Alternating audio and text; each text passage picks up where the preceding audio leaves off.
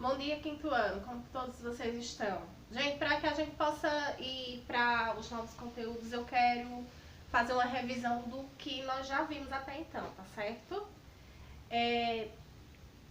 Todo esse assunto eu vou explicar agora, e em especial porque muitos alunos acabaram se equivocando em algumas respostas. Eu acho que para a gente poder finalizar com alguma atividade, vai facilitar um pouco mais. Primeiro, nós temos que considerar que nós temos o planisfério e temos o globo terrestre como modos de representá-lo, tá? O globo terrestre, temos que saber que o globo terrestre não é possível nós vermos todo o globo terrestre, de todos os continentes de uma única só vez.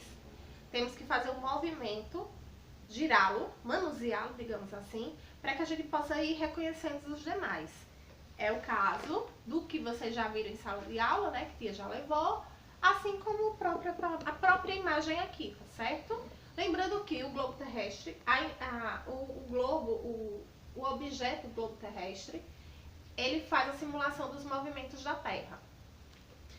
O planisfério, nós conseguimos visualizar todos os continentes de uma só vez.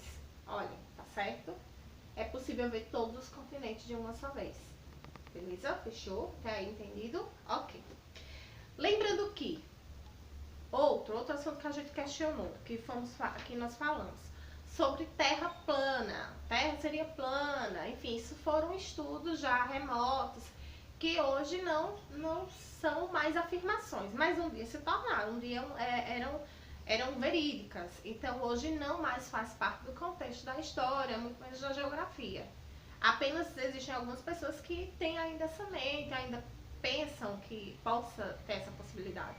E naquela época essa possibilidade era tão verídica que muitos navegantes tinham medo de ir, porque não sabia até que ponto poderia chegar, haver um buraco, enfim, cair.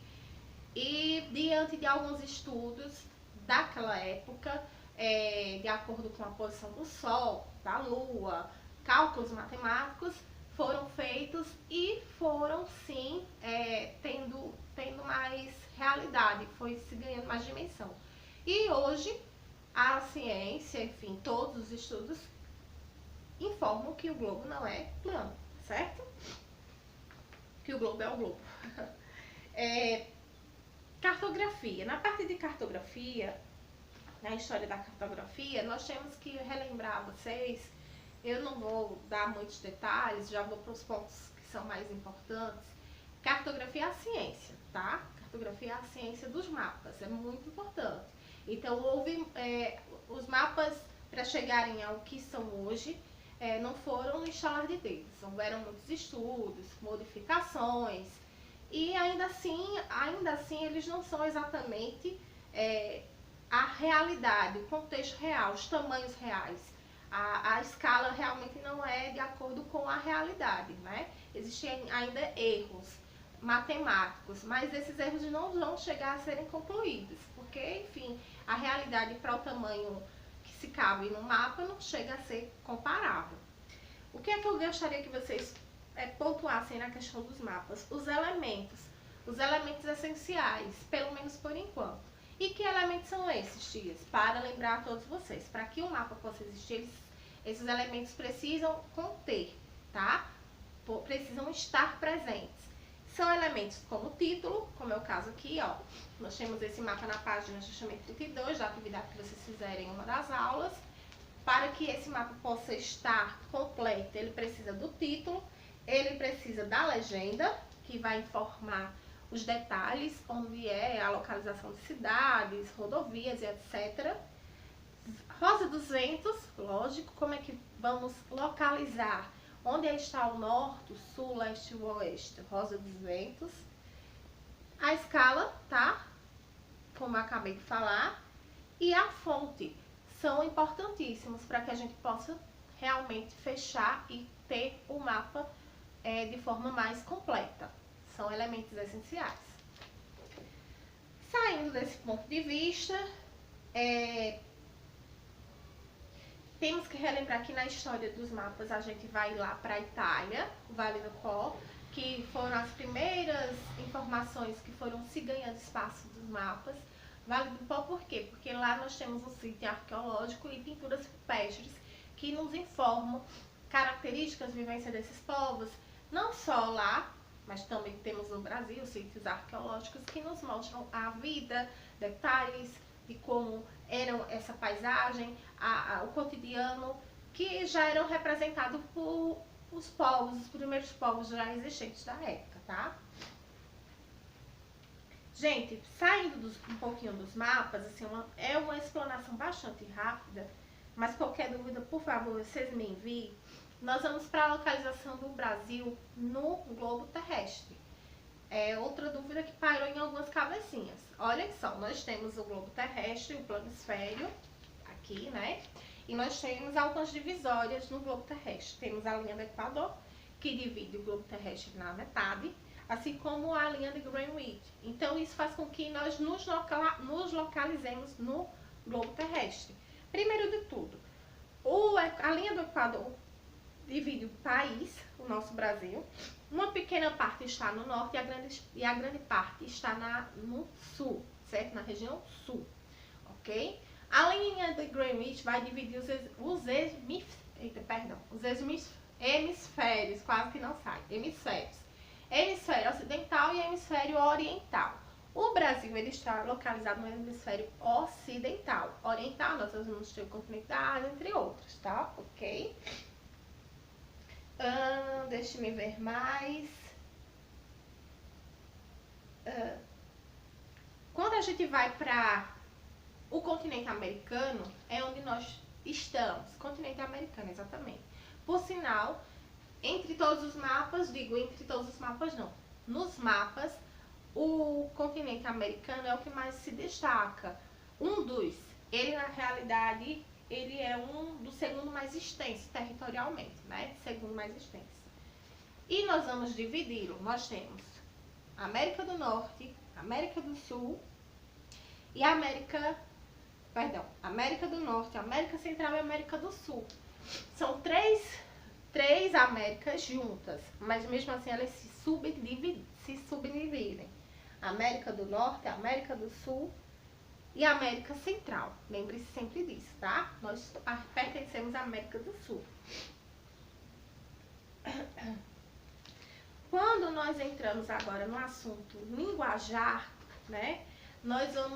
Eu vou direto ao ponto, porque o assunto é mais extenso. Por exemplo, o nosso português, ele passou mais de 200 anos para se consolidar. Porque na época, o que era mais falado era o tupinambá. E quando os colonizadores vieram para o Brasil, suas crianças, elas não eram para estudar este linguajar indígena. Então, assim, a nossa língua veio se predominar depois de 200 anos, e isso foi a decorrência de várias outras predominâncias. A gente está falando linguajar africanos, indígenas e de outros, assim, quero dizer, outros estrangeiros que vieram para o Brasil.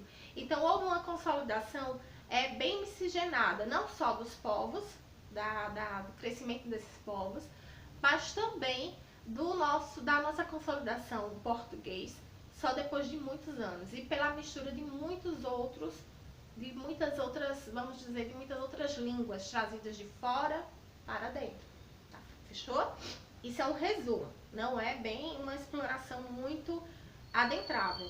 Eu quero também lembrar que no texto que nós estudamos, nesse texto aqui, nós temos 40 línguas, que hoje são 40 línguas não, quero dizer 40 pessoas no total, que falam apenas o linguajar aruá. E a maneira mais viável de poder se manter, de poder dar continuidade, é as formas tecnológicas de hoje, mantendo essa conversa, esse diálogo, da mesma forma que foram aprendidos culturalmente, mantendo-se ainda hoje, certo? É uma das formas mais viáveis para poder preservar essa cultura. Nós vimos também o encontro das culturas de fronteiras, as fronteiras que elas fazem, como nós vimos, que há fronteiras naturais e fronteiras que são feitas pela população, feitas pelo homem, que geralmente é as que mais nós acabamos identificando, né? Essas fronteiras são ruas, são avenidas, são fronteiras que dividem um país do outro. Vimos também as fronteiras marítimas que vocês viram no vídeo, que eu pedi que vocês olhassem, dessem uma olhada. Os países que fazem vizinhança com o Brasil, os países que não fazem vizinhança com o Brasil, que não entram em fronteira com o nosso país. Enfim, e deixe-me ver mais alguma coisa, se tem mais alguma coisa mais importante para que seja colocado. Acredito que não. Sim, há algo muito importante a ser dito sobre o território brasileiro. A formação dele, que são de 26 estados, mais o Distrito Federal, certo? E Brasília, que é a nossa capital. Sempre pontuem isso, tá bom, minha gente? Olha, para atividade, se alguém não fez, eu vou pedir que faça todas agora, porque na última aula eu pedi para que vocês fizessem a página 44 e 45, não foi isso? 45, 46, eu acho que foi isso. Não, perdão, mentira. Foi não. Eu pedi para que vocês fizessem a página 45 e 46. Se fossem terminando, podia fazer o restante. Vocês que estão em casa, se não fizeram, vocês fazem e me enviam, tá?